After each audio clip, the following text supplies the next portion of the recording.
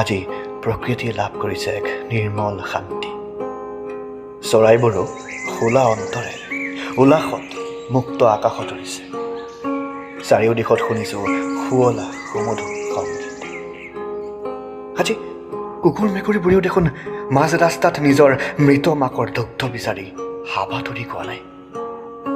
কচাই দোকানত ওলমি থকা নাই ছাগলী, হাঁহ, মুৰ্গীৰ মাংস। নাই তাত সোৱাদ লোৱা লোভীয়া মানুহৰ ভিৰ। পিঞ্জৰাত সোমাই থকা পোহনীয়া জীৱকেইটাই দেখোন আজি হাঁহিছে। দুৰ্দান্ত শক্তিশালী ভাইৰাছটোৱে আজি গৰ্বত ফুলি থকা মানৱ নামৰ জাতিটোক এফালৰ পৰা ধ্বংসী নিব ওলাইছে। মানৱ আজি পিঞ্জৰাবদ্ধ, পৃথিৱী আজি স্তব্ধ। চৰাই চিৰিকটি সুৰীয়া গীতত বতাহ বৰষুণে তাল ধৰিছে। প্ৰকৃতিয়ে পাতিছে কেৱল বিজয় মেলা। আজি প্ৰকৃতিয়ে লাভ কৰিছে এক নিৰ্মল শান্তি।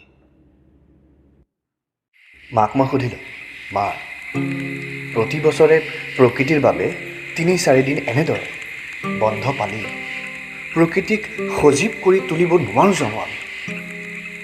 এয়াতো এক উপায় হ'ব পাৰে পৃথিৱীক শীতল কৰি ৰখাৰ। কি কোৱা মা? উত্তৰত মায়ে কেৱল হাঁহিলে।